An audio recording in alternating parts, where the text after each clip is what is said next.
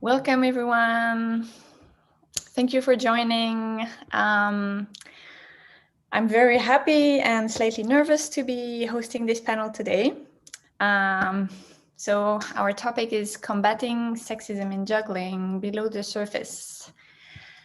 This is quite a big subject.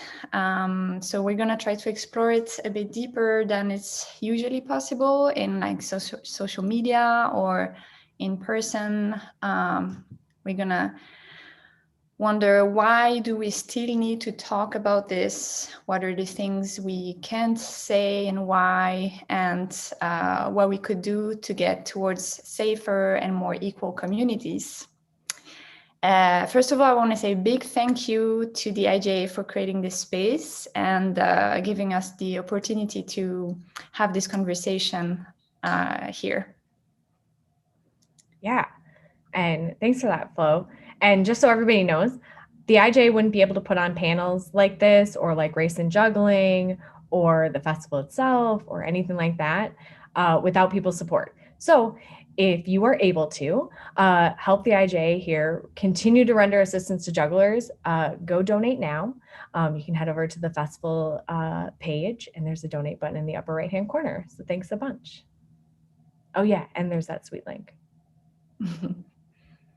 All right, let's start by introducing each other. Afton, why don't you start? Sure. So I'm Afton Benson. I'm the treasurer with the International Jugglers Association. I am in St. Paul, Minnesota, and I also work with Mondo Juggling and Unicycle Festival as well as their show producer. Sweet. Ariane? I'm Ariane.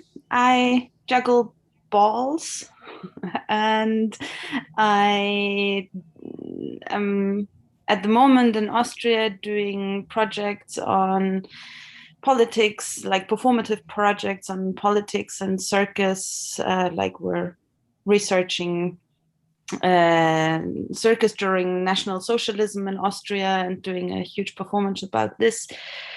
And I'm also helping to set up a new training space in Austria. And apart from this, I'm performing, teaching, choreographing, many things, reading, sleeping, eating, you know, the usual, like everyone. Awesome. And Juliette? Yes. Hi, everyone. I'm Juliette. I'm studying sociology and dramaturgy in Lyon, and I work about gender inequalities in the juggling community. And a part of this, I am writing and also directing. That's it. And my name is Flo. I'm French. I'm based in Sweden. I've been a performer for 7 years, touring solo works and working with companies and teaching juggling masterclasses in a couple of different countries. And I'm a founder and editor-in-chief of Yana, an art magazine dedicated to juggling. And we released the first issue in October last year. So I'm thrilled to have you all for this conversation. I just want to have a couple reminders before, or like little points that I want to say before we dive in. We are 3 Europeans and 1 American in the room. So obviously everything we're gonna be saying is gonna be, you know, like our own perspectives and opinions, and it's gonna reflect, our experience. Of course, we want to keep in mind that the juggling world is much wider than this, and that it does not necessarily reflect everyone's experience all over the world. Another thing is that we're going to talking a lot using the term women and men. And I just want to remind that when we say women, we talk about both cisgendered and transgender women. And I also want to remind that non-binary people and trans men suffer from similar discriminations. And we include everyone in this topic, and just for practical reasons, we're gonna do little shortcuts here and say women probably a couple times. One last thing is that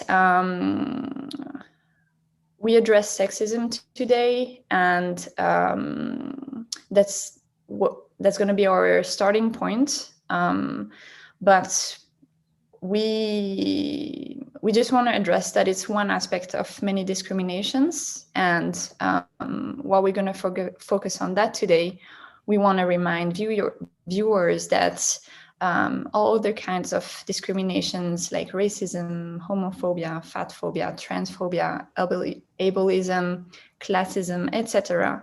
exist in our community as well.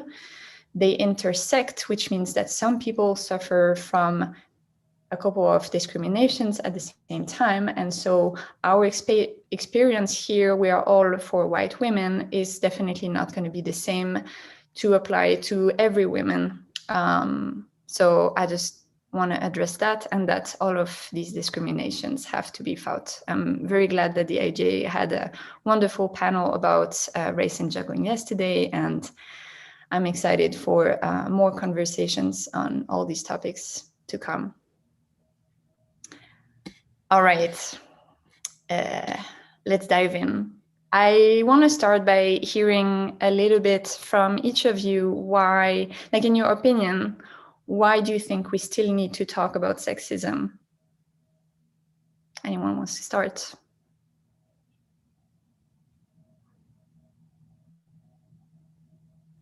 I can start. when you when you told me about this question, I was like, "Why?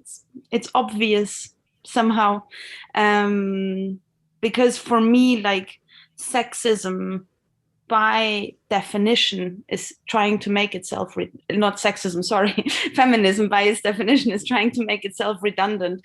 It's, you know, we wouldn't be talking about it anymore if we didn't have to. Like, if the problem was gone, we wouldn't be standing there and pointing at it. So for me, that's kind of a reason. Also, I think, yeah, in the past few months, a lot of life happened on social media.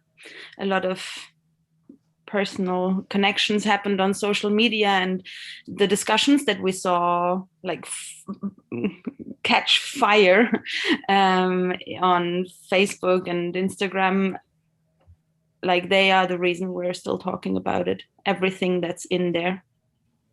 And that's kind of what I have to say to this.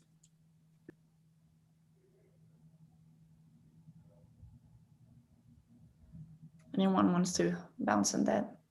Yes. Well, as Ariane said, I think that we still need to talk about sexism because sexism still exists, and because talking about that is the main weapon. We have to denounce it. And I also think that we need to have some spaces like this panel, like this non-mixed panel, to talk about sexism, because when we talk about that in everyday situations, we often remain on the surface, and when we have spaces like this context, we can like go far, and we can reflect on the deep origins of this discrimination, and that can allows us to build solutions to fight against sexism in a positive way. So I think it's that what we are doing is important. Yeah, and I would agree all around, obviously.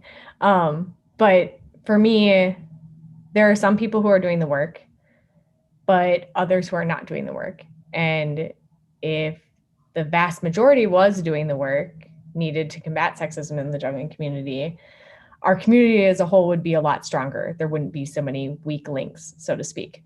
And women are exhausted from talking about this all of the time. And it's something we do frequently and are discounted frequently for. But what happens if we don't talk about it, right? and we don't strengthen the community. What happens when you're exhausted from something? If you're exhausted at a job, you quit the job.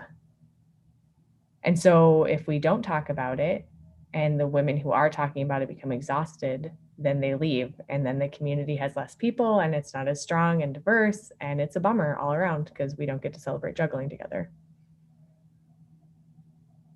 Yeah, and I think we're like building the community of tomorrow, right? You know, whatever we are enduring today or we have endured in the past, we're just like working towards it not happening again. And, you know, like the access to juggling and the capacity to project oneself, you know, in that hobby, in that career, really is gonna determine like the next generations of jugglers. Yeah, like about it being such a hard subject to talk about, you know, just building this panel wasn't so easy. We asked many people, and I think that for a lot of people, it was, you know, there's a possible risk of talking publicly like this, you know, and that's why I'm so sweaty. Like, it's difficult. We need to educate ourselves so much in order to, you know, have the right vocabulary and, you know, like, and analyze what happened and why and how what the mechanisms are. And so you have to do this work, and then you have to be willing to share it and to take that like mental energy, and then to take the risk of yeah, like maybe you're going to be rejected in the community because you did that, because you said that. Maybe you're going to have less access to jobs. Maybe you're going to it can like touch your safety. So like, yeah, I just want to say, like, everyone that has said they would love to be part of the panel and couldn't because it like triggers anxiety for them, or they don't feel, you know, able right now, it's totally fine. And I feel you, and I'm like encouraging, I'm hoping that having more of these discussions is going to make it easier for everyone in the end. I often like surprise myself, you know, feeling like I make a bigger deal out of it than I think I should, kind of like gaslighting myself. And I just want to ask maybe Ariane, like, during your career, have you like noticed things like this where you know, like you see something in yourself that you have done in the past, or that's like with your understanding of feminism, as you learn, that you realize like, oh, like patterns or behaviors you had, and that's maybe were like internalized misogyny?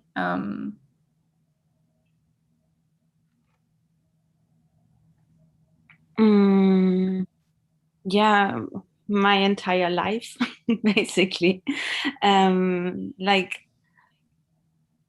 you know, I grew up surrounded by boys, with 2 brothers and lots of male friends, and only very few but super strong and kind of weird female characters. And I was good at many things that boys are usually considered to be good at. Like I was strong in math, and I was very good in fist fights.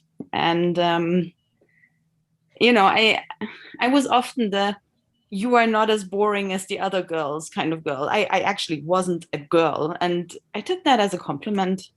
And I didn't even go as far as seeing other female red people as competition, which is like, you know, the common problem. All women are competition.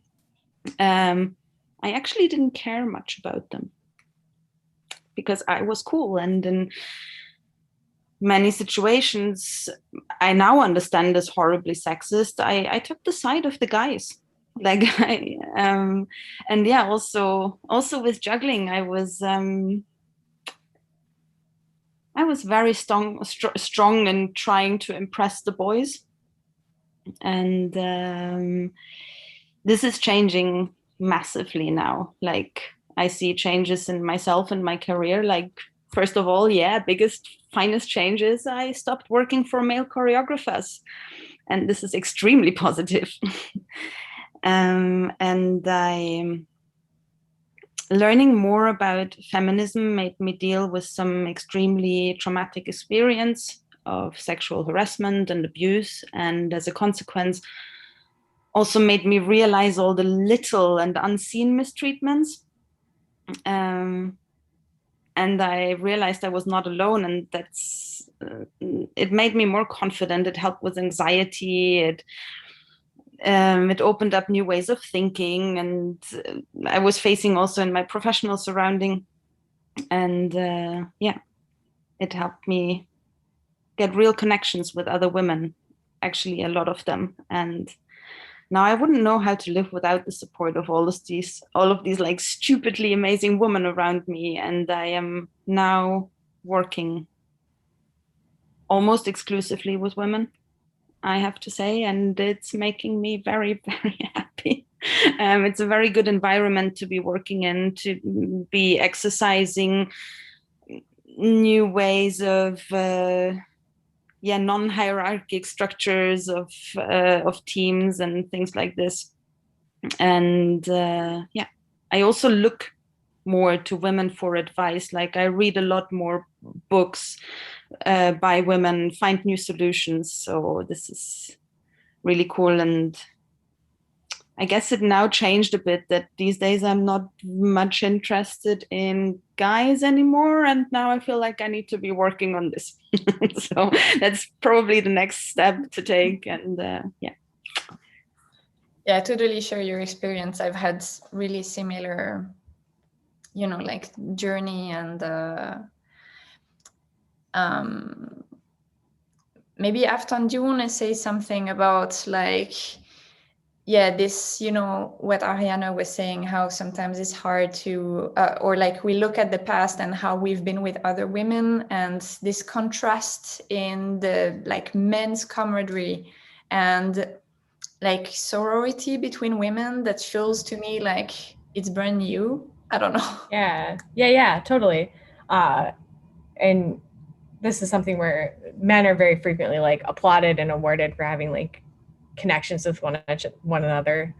They have their fraternities, their brethren, etc., right?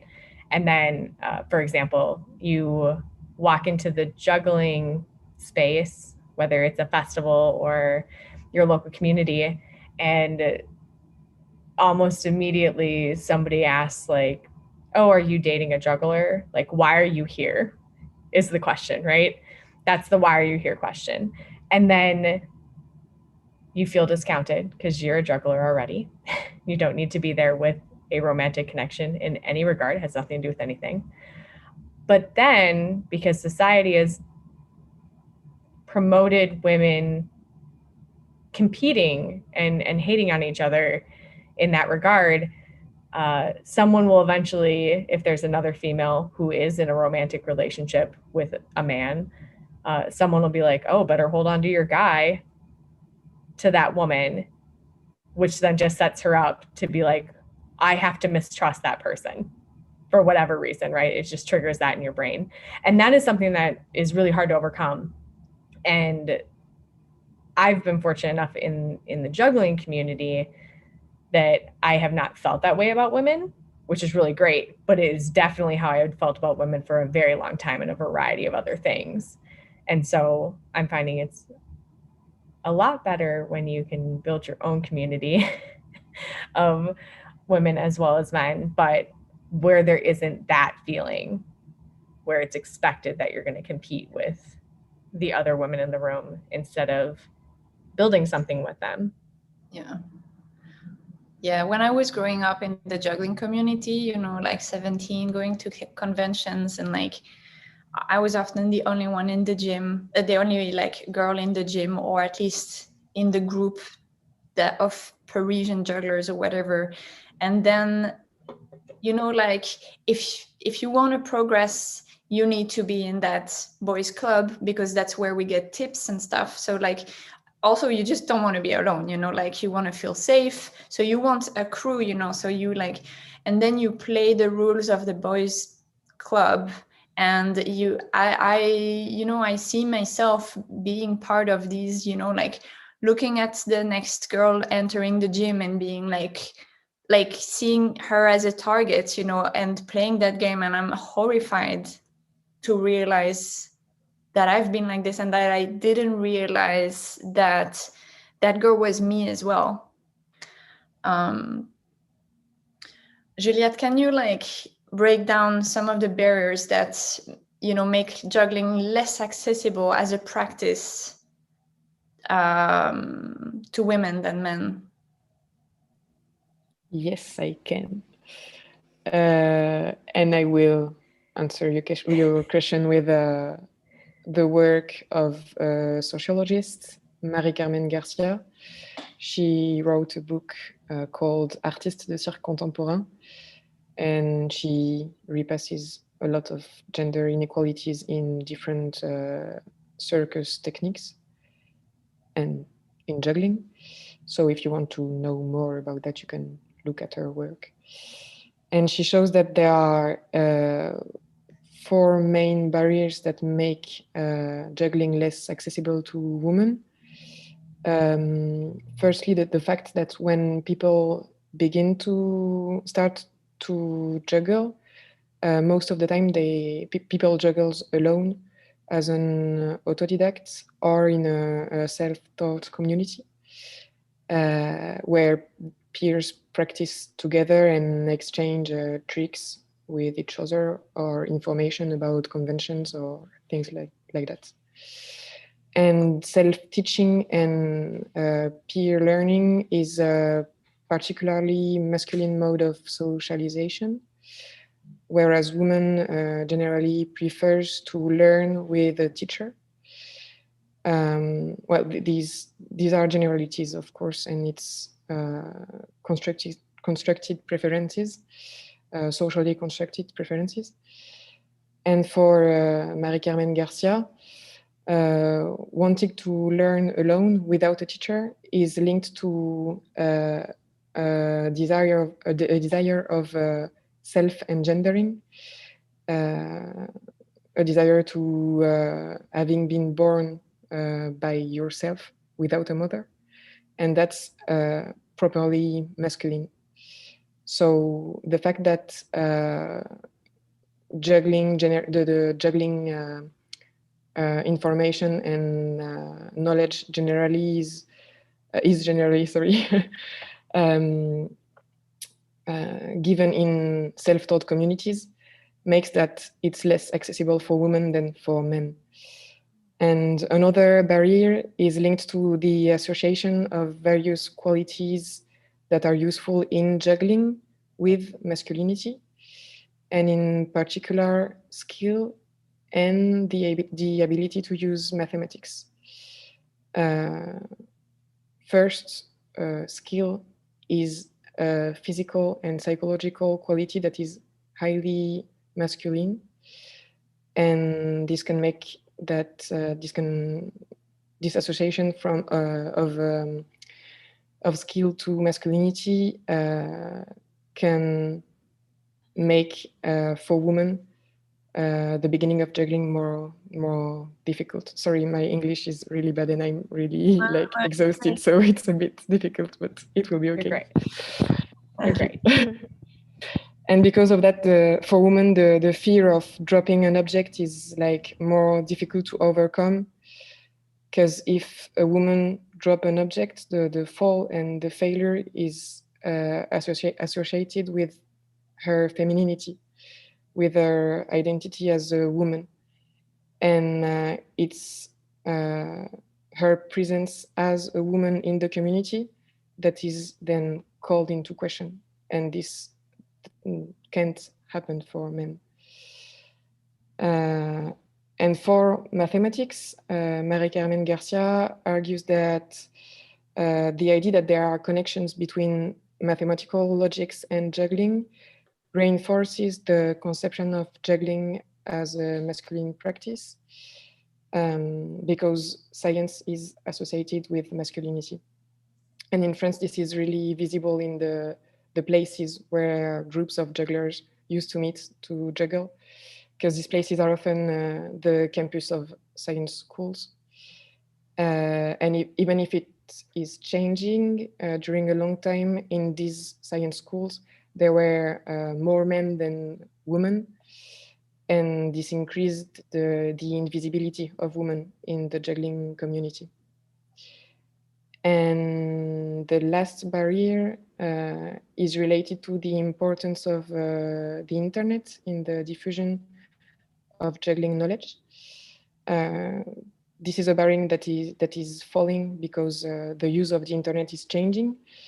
But 15 or 20 years ago, knowledge about juggling and information about conventions, for example, were mainly transmitted in forums. And at that time, forums were mostly used by men, and women had other uses of the internet.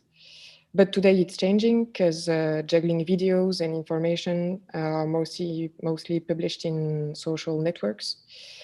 And social networks are used by women as well as men. So I think that this has a really fundamental impact on the evolution of the place of women in the practice of over the last few years. Yeah, I think this is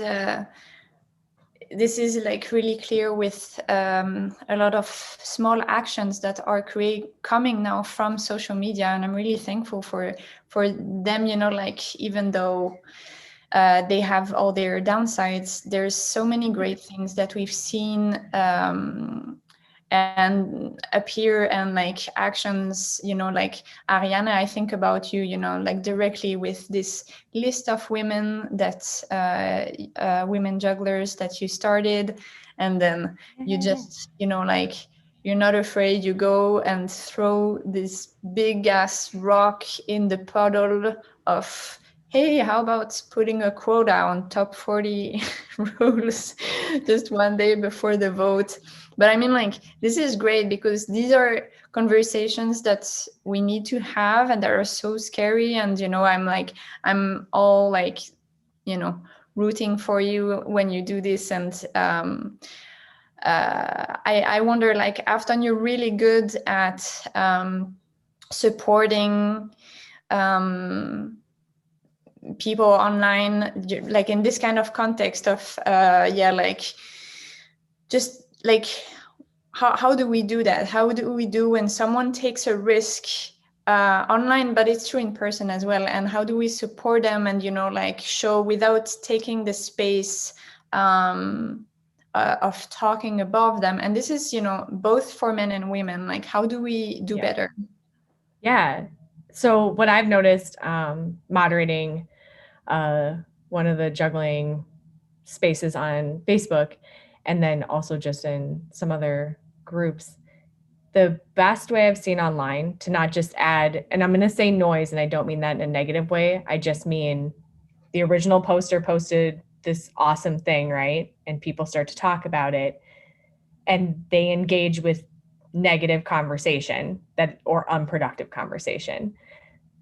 The strongest thing I've noticed is reacting with a heart or the like button, or adding a GIF being like, this right here, pay attention to this, is really epic.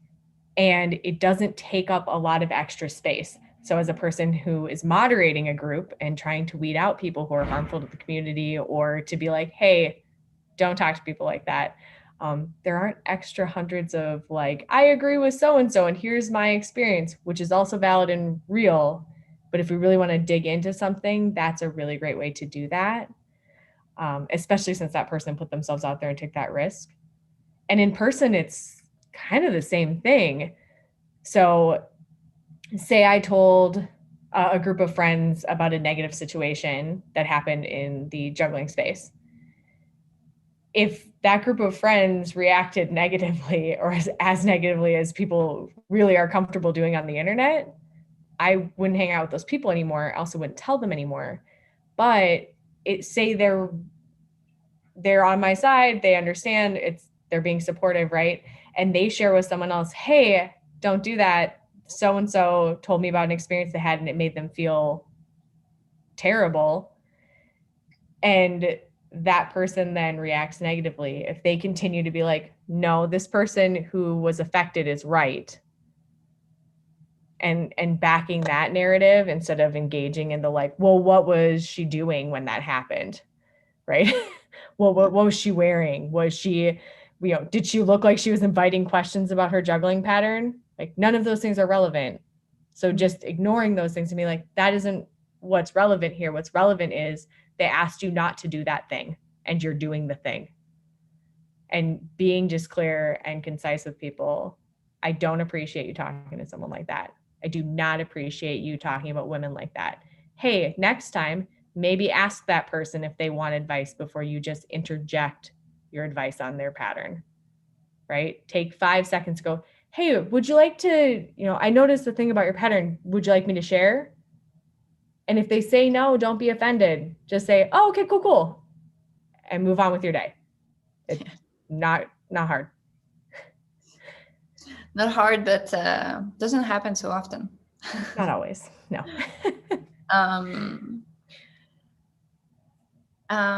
Let's dive in a bit the hard stuff, because I feel like a lot of this, we're saying all of these things. We're saying, and I think that a lot of people are reading sexism, the top of the iceberg.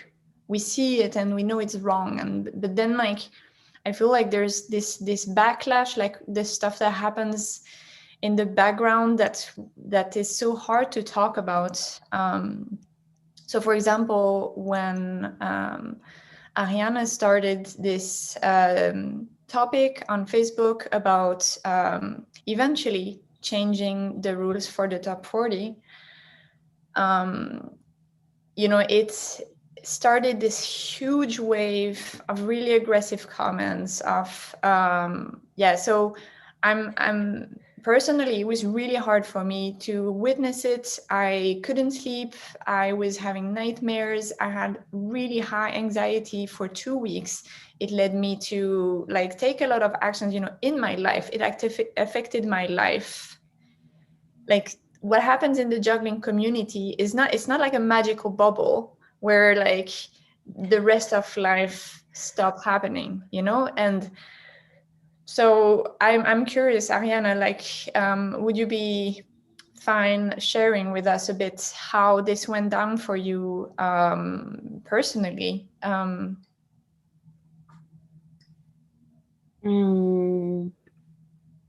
Yeah, at the time I was doing an education in Lido in Toulouse, so I was opened up artistically during the day, and people really dug out my insides and stirred them up rah. And then I came home exhausted from the day and had to read through those comments. And I couldn't sleep either for a few weeks. This conversation and these comments had triggered a lot, some super personal experiences, past traumas and all this, and I felt really vulnerable putting myself out there like this. I really meant it as a question, as a hypothetical, how about we played with the thought in our heads, and people jumped on it like crazy, and I didn't expect that. And I got personal attacks, and they hurt, and that's what happened at first. And then I realized that the comments that hurt me, they do not only hurt me, but they actually show how deep the problem in my beloved juggling community is. I love these people. I threw balls with them. I danced with them. I was probably hugging most of them, sweaty in some convention night, whatever. And then I trust them. And then I see some of them write comments that absolutely disgust me. And that was harder to take than any personal attacks that I faced. Yay. Thanks for those. But also 3 like massively positive things came out of it. And I do want to mention those because first, it really stirred up the conversation. And since then, there has a lot of talk happened, and I'm really happy that we're addressing all kinds of problems connected to oppression and like, yeah, talking about misogyny specifically.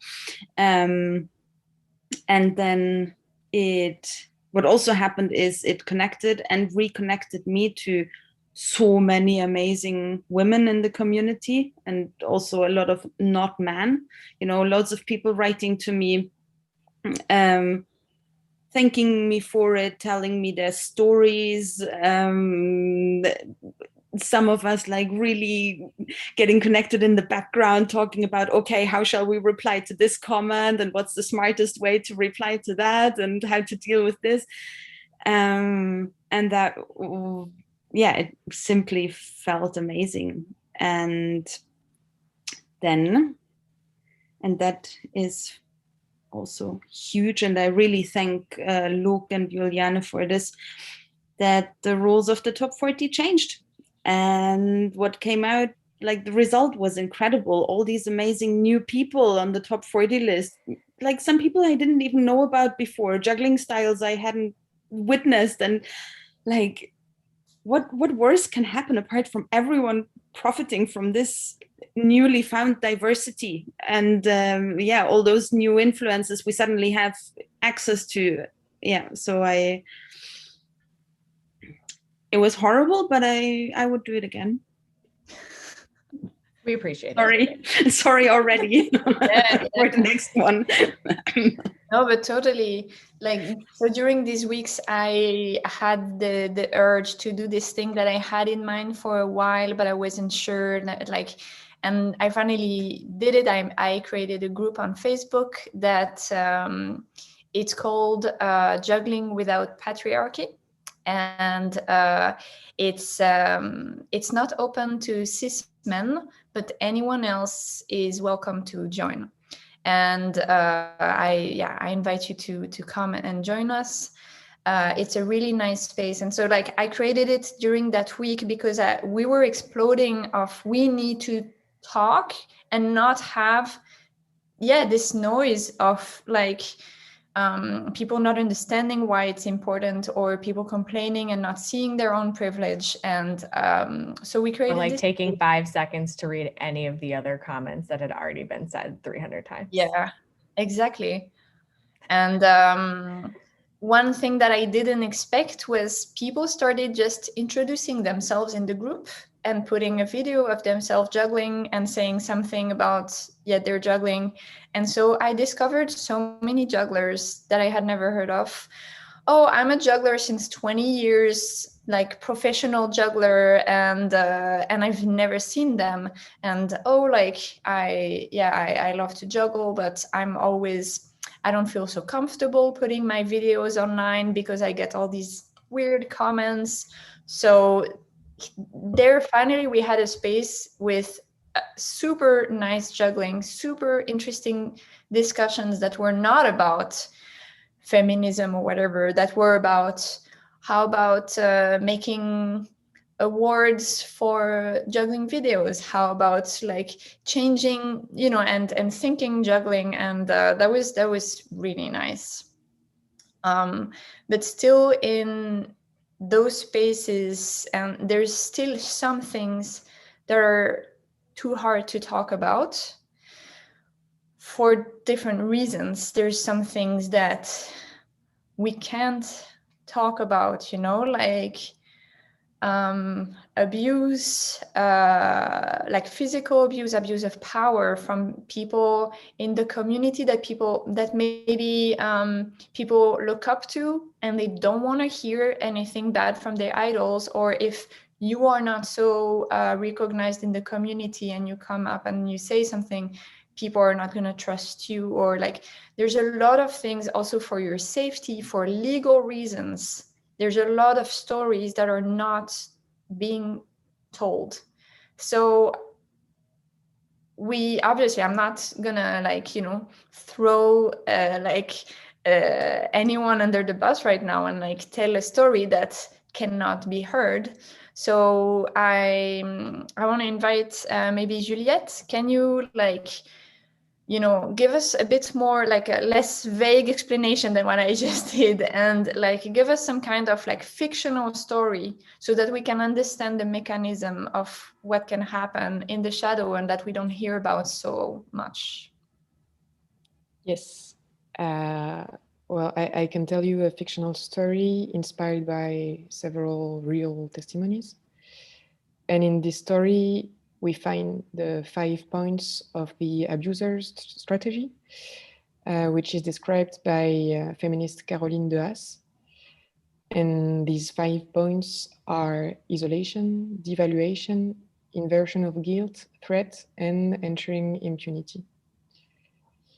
So this is the story of a juggler that I will call Dominique. Dominique works in a well-known company, and this work is Dominique's main source of income.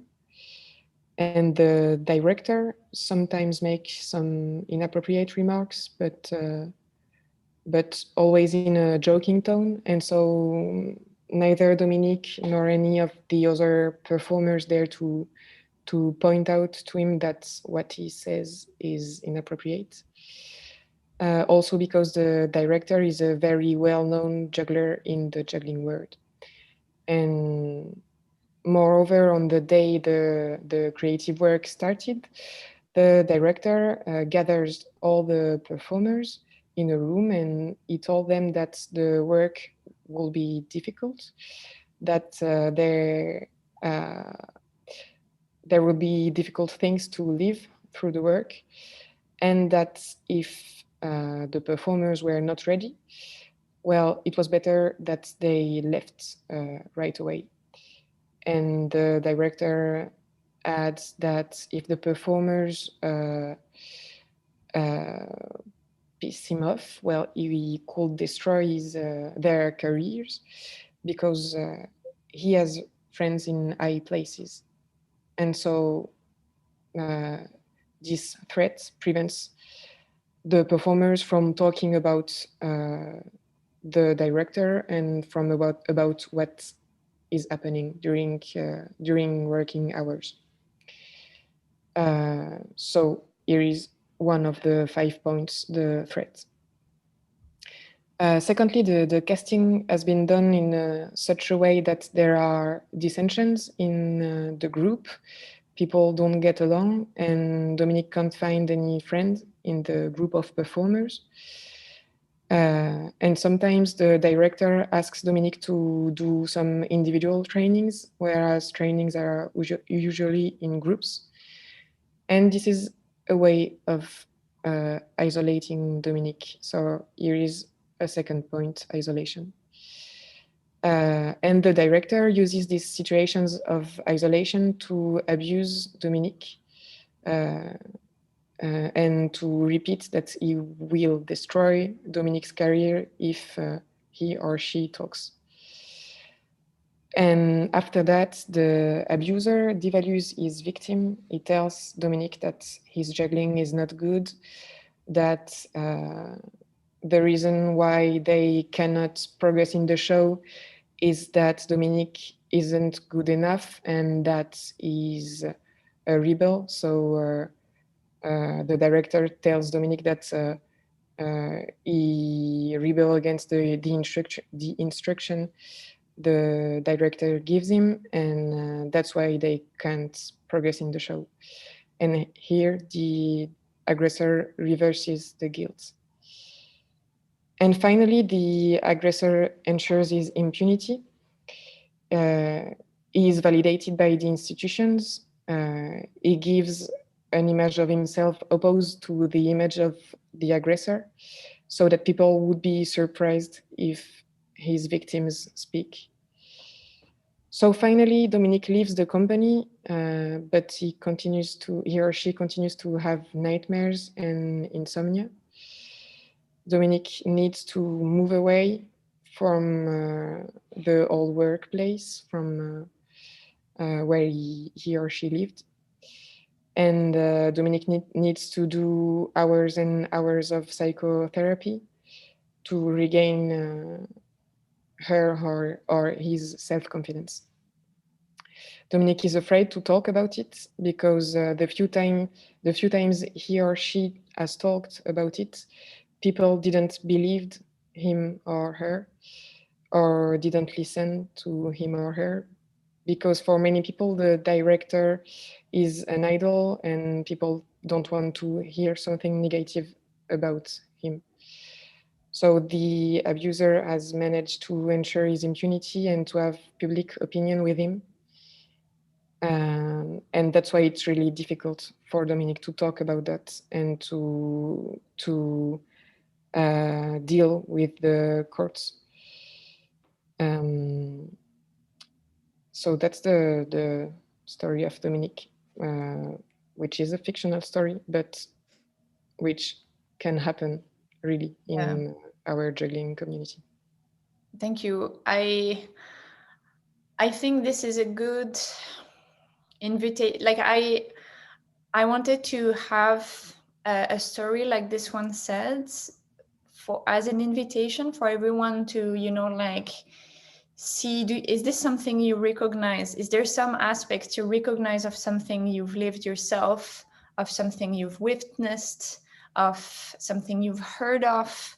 And, of course, I mean, like now also we're putting this like now Juliette is putting it in the context of that I guess it would be typically French, like working in a company with institutions, etc. But it can be applied in many different ways. It can be someone who teaches to kids. It can be someone who performs. It can be many different things. And I feel like it's so hard to recognize violence because we haven't been taught to recognize, misogyny and many aspects of the violence. And it's worse when I think, like we don't believe that people have malicious intent. People are not bad. People are not, like evil. It's normal people who just at some point don't realize the power they have over someone else, the entitlement they have over someone else's time, someone else's body. And that's how like power structures, become completely like dangerous for people. And so I don't know, like, does anyone want to bounce on this, like have maybe like recognize something they know, or I mean, a really good example you already brought up earlier, because I was trying to help find people for this panel as well. And a lot of the concern and worry was that people would maybe not be able to get jobs. Yeah. And that doesn't mean, like in Europe, you have companies, right? And things like that.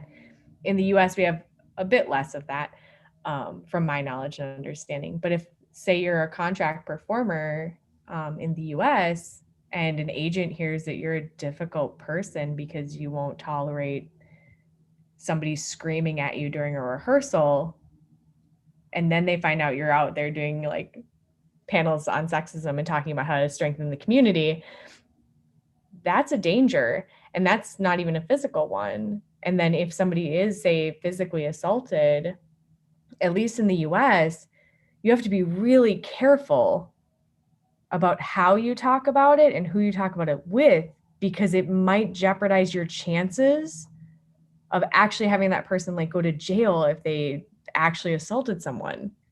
And that's a huge problem, especially because people react with such a negative emotional reaction to anything negative surrounding sexism or assault, even in the juggling community. So if I just say, I don't care for so-and-so's, behavior because they have a tendency to like put their arm around women without asking, if everyone really likes that person, they don't want to see that as a problem, even though it makes people uncomfortable.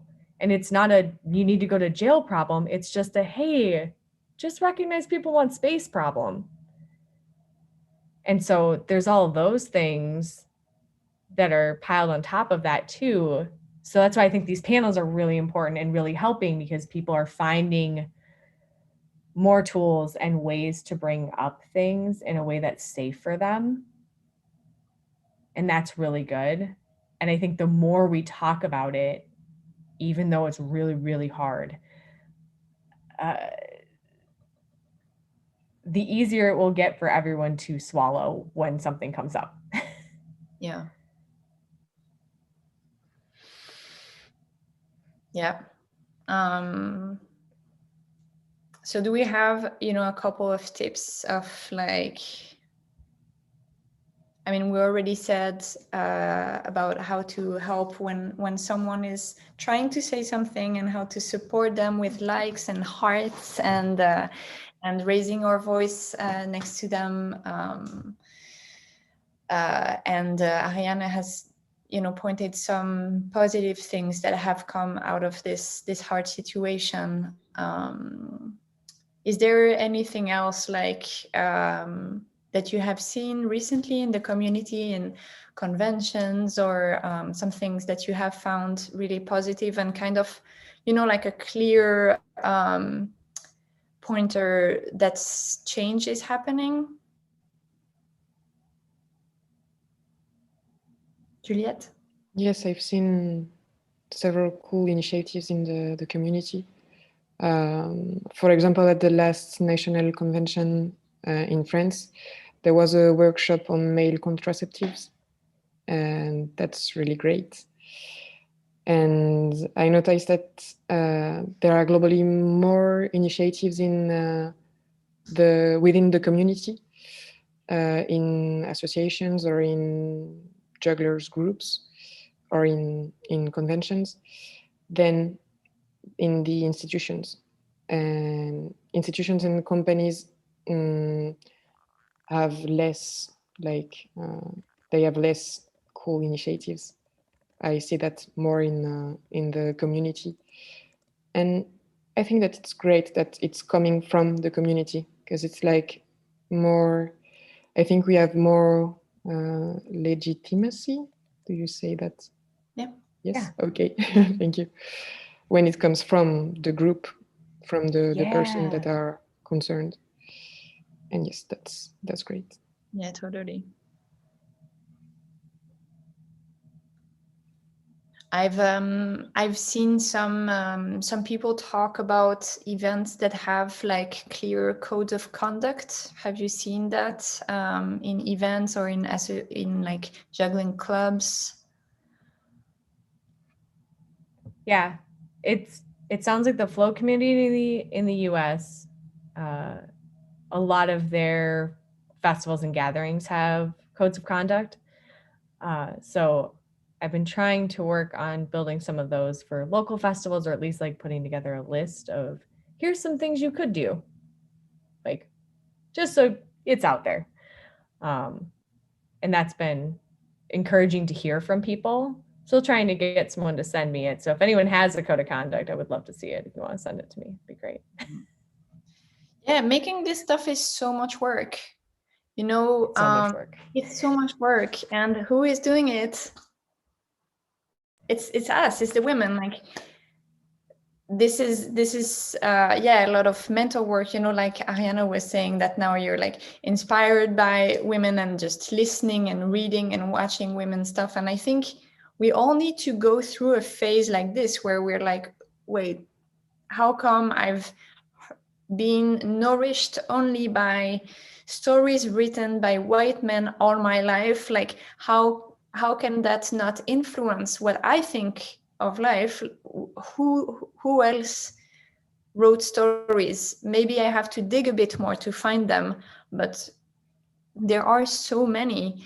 And changing our perspective, I feel like so many women are working on that, and I'm a bit yeah, like waiting for men to come up with, you know, sharing on their stories. Hey, this podcast I've listened to about incest was super interesting, or, you know, like real things that actually. And also like we'll often hear but what about men who are victims? You don't talk about men who are victims. And it's like, we talk about them, we take care of them, what are you doing about them? And like, we are talking right now, we are talking about women because that's our experience, but like the generalization is that aggressors are widely in majority more men, and then the victims are everyone suffers from sexism. And I think that's what's important to realize, when it's not about doing something for poor women who are suffering, it's doing something for yourself by educating yourself of your own internalized stereotypes, and, you know, and of what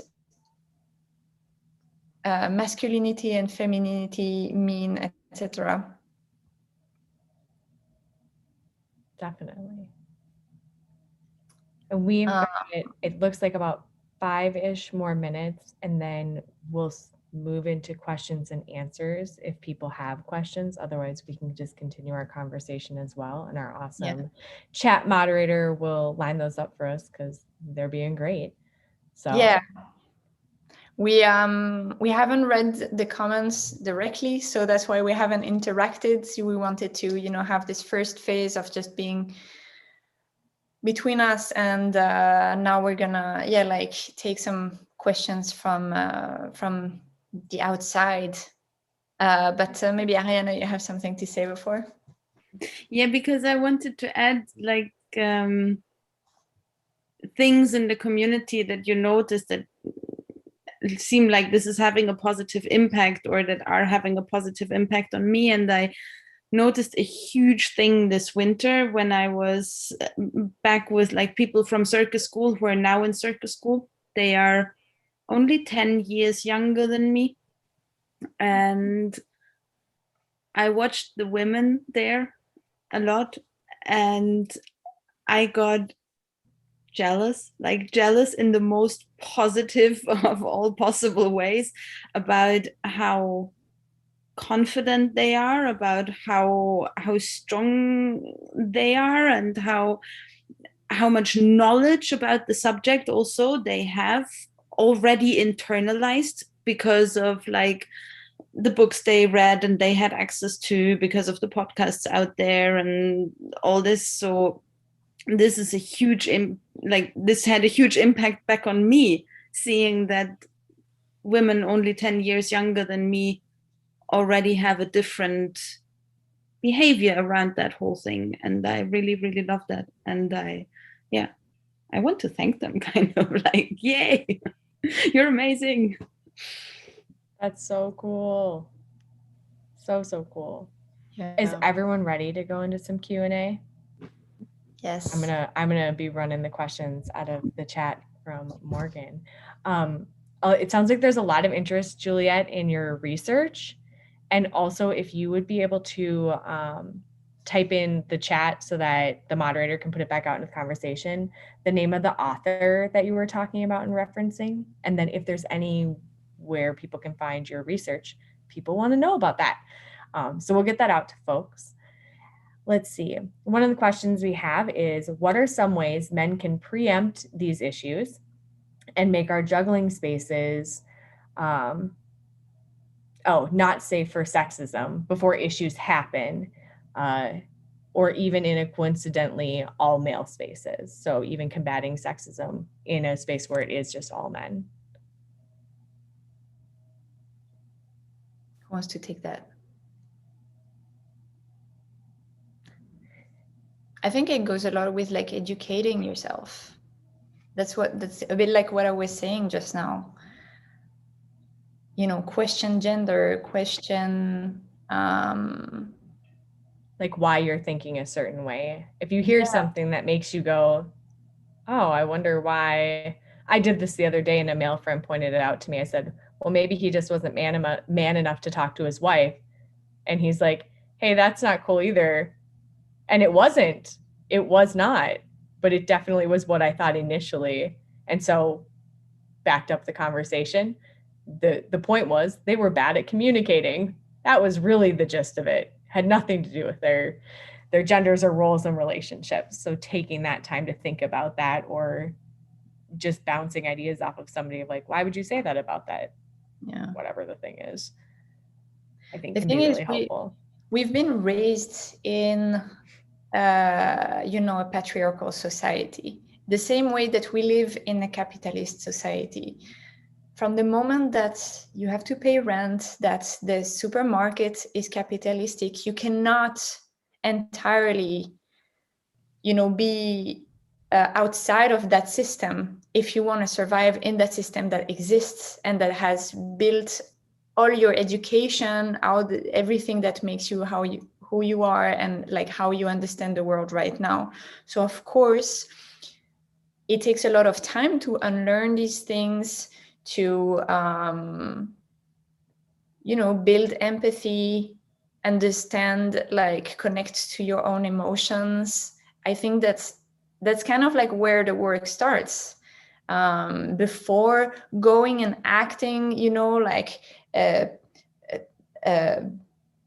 do you say, a prince on a horse, I don't know, like, and having like great actions. It's just like kind of look inside, go to therapy, have a good cry, and and just like work towards being a better person for yourself, for your own intimacy, and then that will make you stronger to be a good person in the community, in a gym, when you will notice something that happens, and then you will have the keys to react. I don't know. Yeah, that sounds great. Let's see here. Okay, I'm gonna jump to a different question, then I'll go back up a little bit. So someone is asking, so personally, they say, I get a lot of sexist comments daily. How do you deal with those types of comments and not allow it to get to you?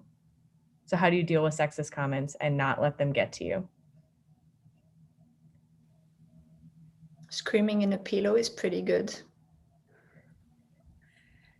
Calling your best friend and bitching about the guy who did that to you.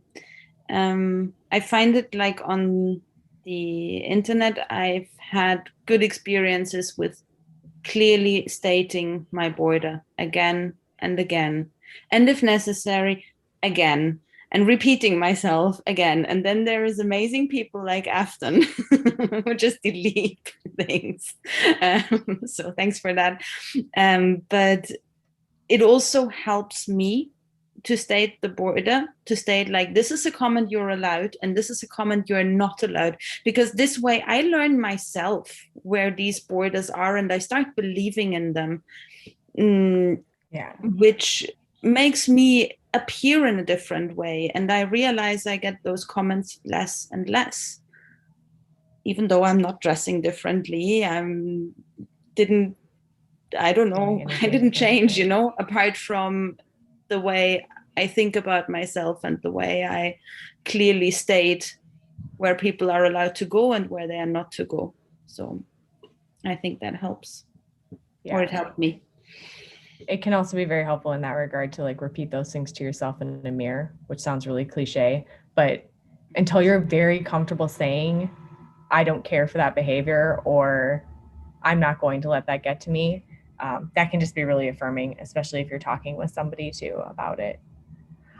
And I feel like the next layer is also to stop guilting ourselves if we don't react, because that's kind of the first thing is like, okay, I understand I'm angry to hear this. I don't want to hear it. And then I should be saying something, but I don't know what. And then I suck because I'm not able to protect myself, to put that boundary, to react, like, send something back. And we don't always have the energy. We don't always have the capacity, and that's okay. And the aggressor is wrong and we are not. And so I feel like that's a big layer of just being like, that came from the outside. I'm not going to take it. But if I can't, reply back, it's fine. Yeah, exactly.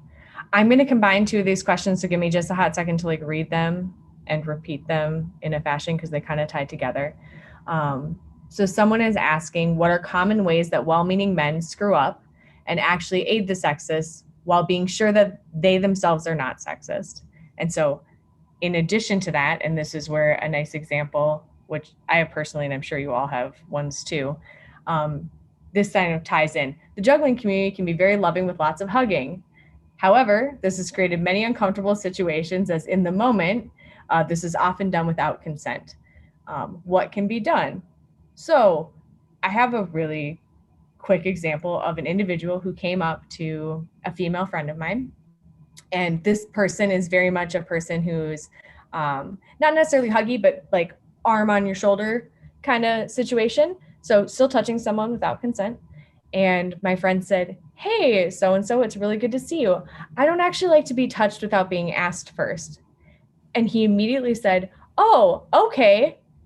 Stop touching her. Immediately, we continued our conversation. Everything was fine. And then later in the week, they came back through and went to do the same thing. And as they reached their hand out, they went, oh, that's right. I'm sorry. You don't like to be touched without asking. And it was great. And we continued our conversation. Nothing was weird. And it was awesome. So that's a way, because that man could have reacted with, you don't have to act that way. That is one of those ways where men who maybe don't view themselves as sexist do the small things like, well, what were you doing that maybe prompted that person to act that way towards you? It doesn't matter, right? It does not matter. So that, in my experience, is some of the ways that men have kind of messed up, but also a really great example of a super easy way to react and then just change the behavior for the future, which is pretty awesome. If anyone else has anything else, feel free. Otherwise, we can move on to another couple of questions as well. Maybe I can just answer to the question about my research. Well, for now, I can't share it because I have to make some corrections because there are false things in it. And so I want to correct it and to translate it. And so when it will be finished, I will be able to share it. And I don't know, maybe I can share the link to the IJA, and so it can be on the website. Yeah. Okay. Definitely. And I believe, Morgan, we put the links that Juliette shared in the chat. Awesome. I had something about the previous question is also just, I think what's super important is to be okay that you're probably going to make mistakes and be okay with that.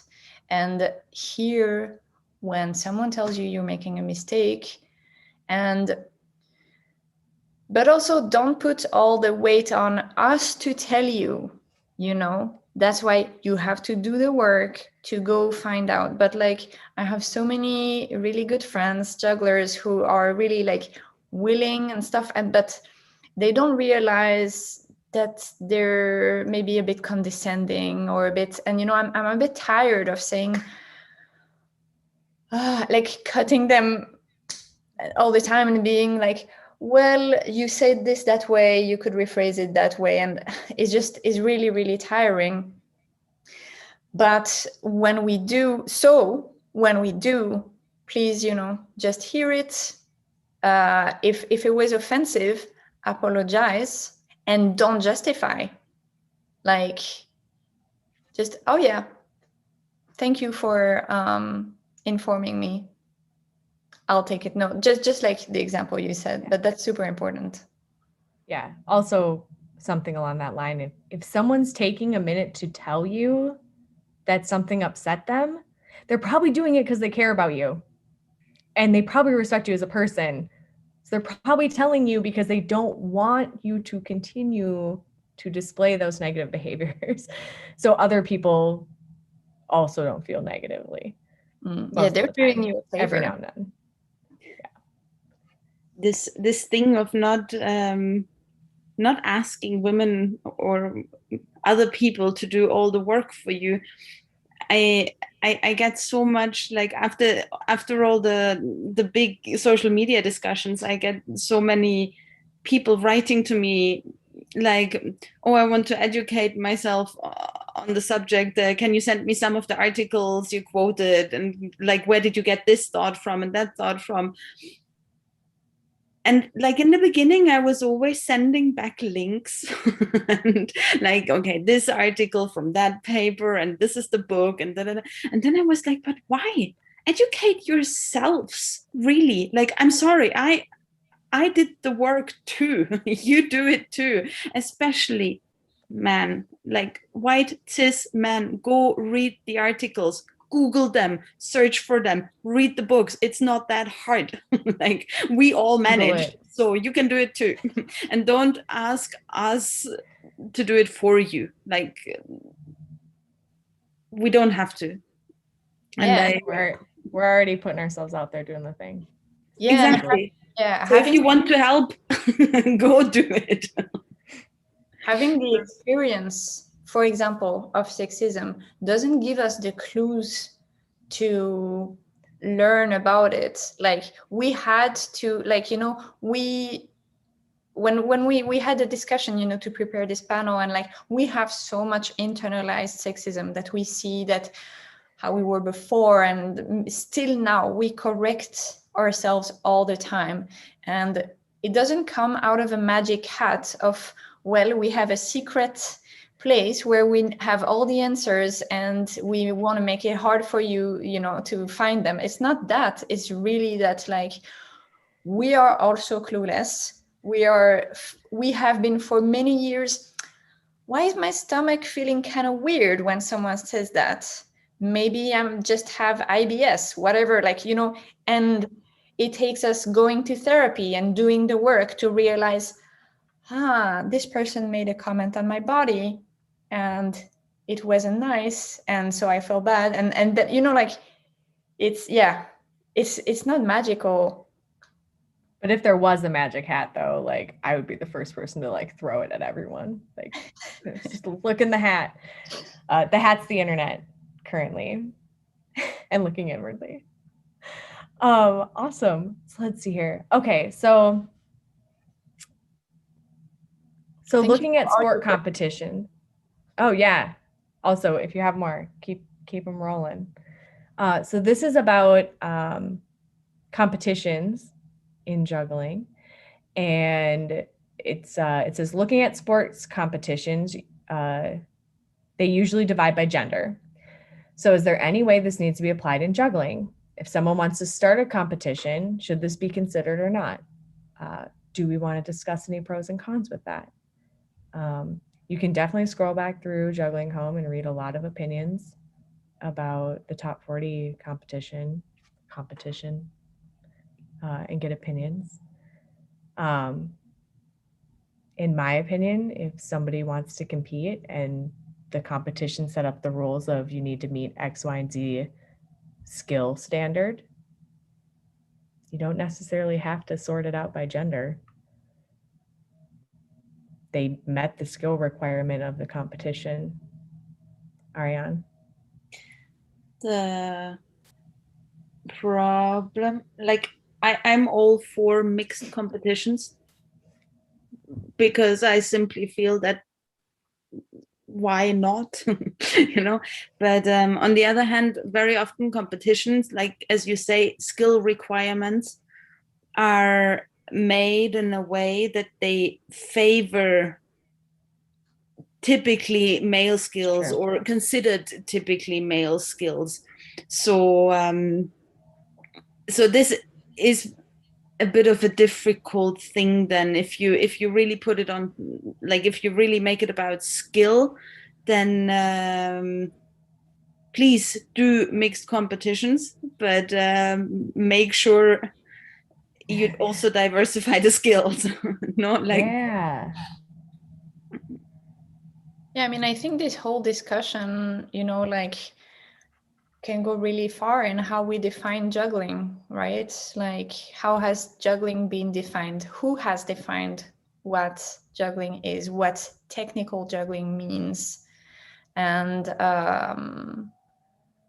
yeah, how, so the competitions that already exist and have existed for a while, you know, they have been through that set. If you're creating a new competition, I feel like it's interesting to redefine, yeah, like what juggling means for you, and how you take into account, you know, everything we were talking about, the barriers to, and now we just looked at it with the spectrum of gender, but you know, we can look at it with all different spectrums of who has access to to like clubs, to technical knowledge, to, you know, the language, the place, who has access to going to circus school, to like all of these, who has access to props. So yeah, I you know, gender is a social construct, so like, I don't know, for me it doesn't mean much. I definitely think dividing things by gender has no other use than doing statistics. So I would say no, but also if the rules are clear and you have a clear choice of why this competition should be gendered, you know, if you can justify it for yourself, sure.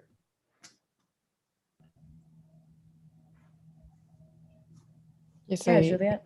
I agree with all that was said. And in sports, it is changing because women are fighting to have mixed competitions. And for example, in snowboard freerides, it changed. Sorry, this year it was the first mixed competition. It's called prize money, I think. Yes.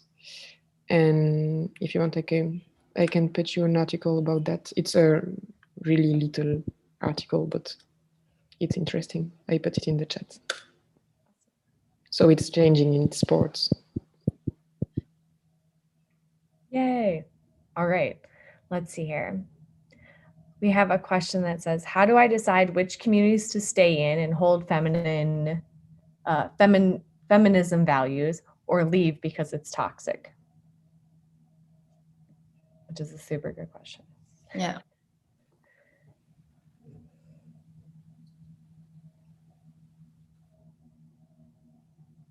I'll roll with it. You all bounce off of this because it'll be a little disjointed.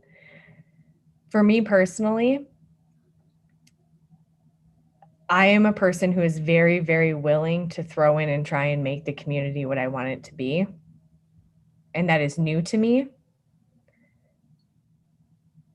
But if the community itself is important, it's important that I work on it.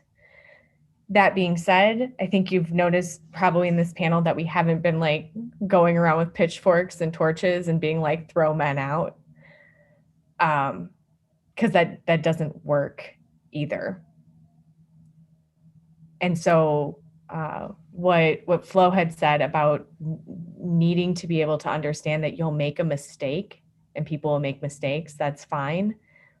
And that there will be a time though, if you're a person who's constantly making mistakes, and we'll put air quotes around that at this juncture, you're probably not making mistakes anymore. And if you notice there's a person who's constantly getting forgiven for mistakes, that's kind of the line I use to decide if something's toxic. And then I either try and find someone to have a discussion about that individual, or is the entire community's mindset that way? And if the entire community's mindset is on all mistakes at all times, even though they happen a lot, should be forgiven with no forward motion on change from the individual at hand, then I'm going to go build my own community somewhere else or find a different one, which I understand is an extremely privileged thing that I get to do. One, because I live in a metropolitan area, and two, because I have the resources to do that. But that's kind of the line I would draw on the if it's worth working on or if it's worth leaving. Yeah, and I think it's good to remember how, we all often say the juggling community, and I don't really think that exists. It's the juggling communities. There are so many. It's so, there's so many sub-communities, and, juggling is a pretty solitary practice. A lot of people don't have a juggling club, just juggle in their room or in whatever space that is good around them.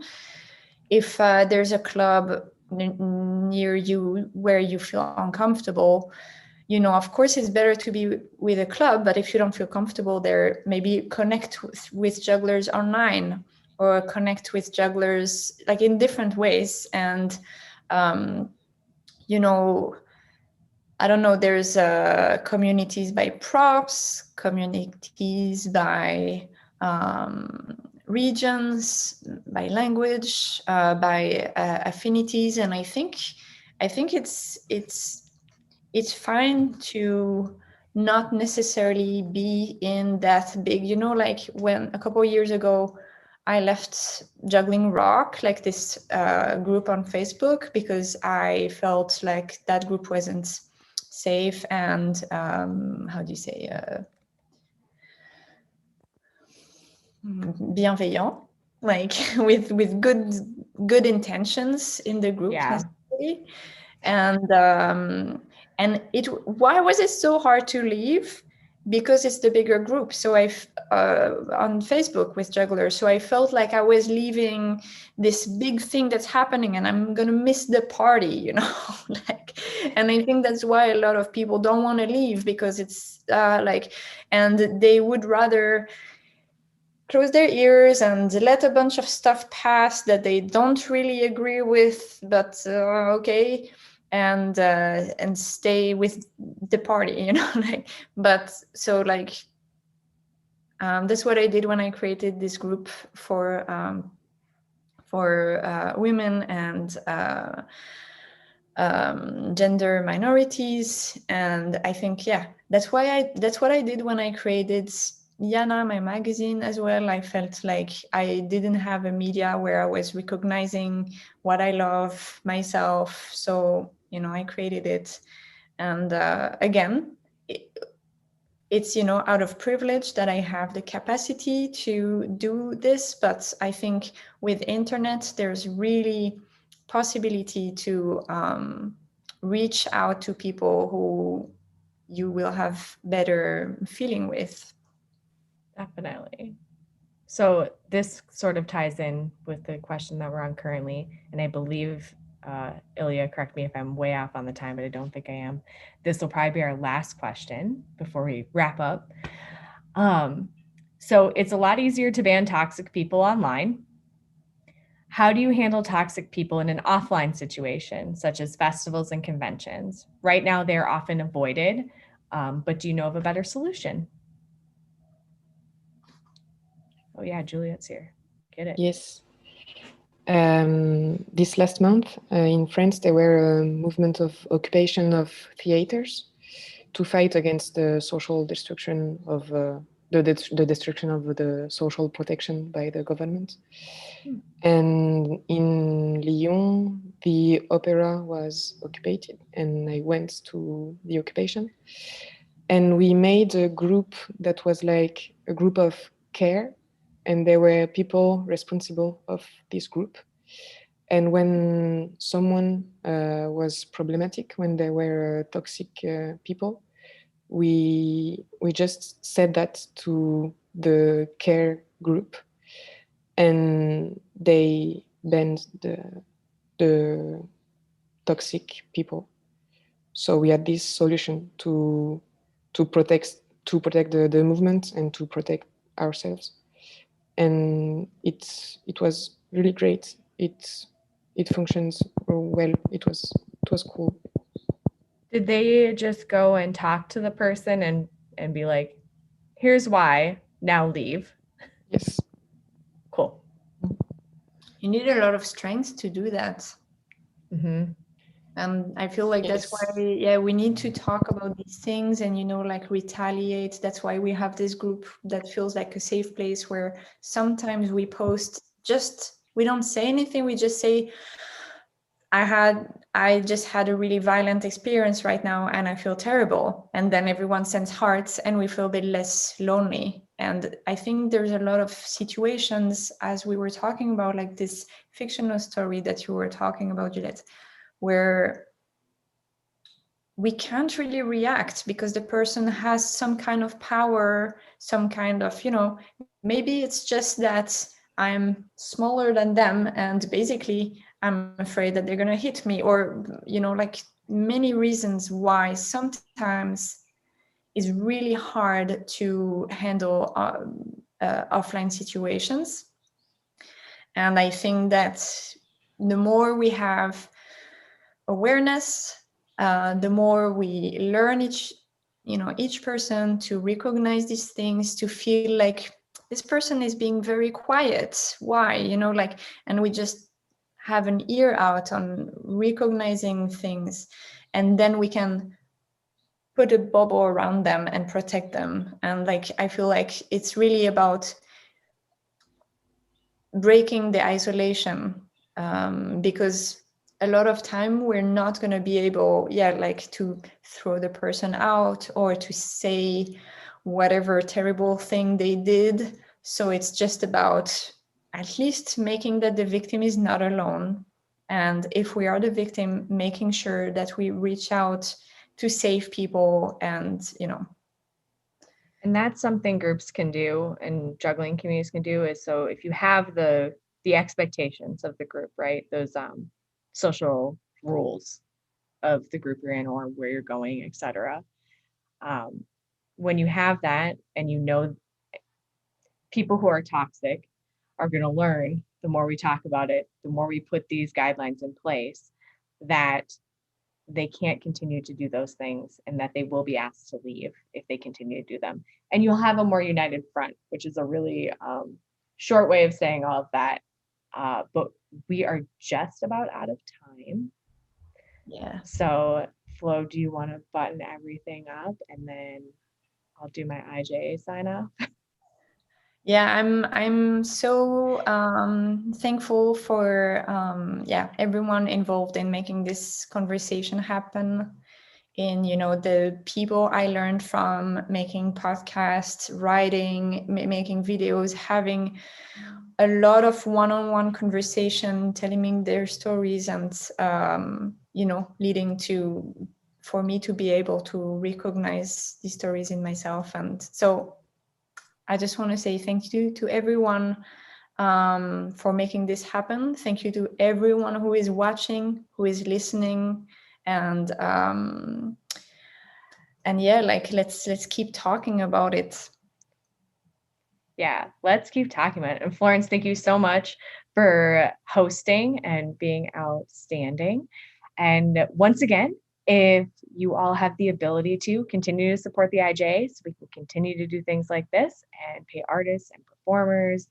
And I am the 2022 festival director for the IJA, and we'll be in Cedar Rapids, Iowa. So hopefully I will see you all in person there, which will be great. You can also check out the rest of the full schedule and things that are upcoming this evening and throughout the rest of the week at the website. And you can also find links to our merchandise and our really cool raffle. So thank you to all of our raffle donations, etc.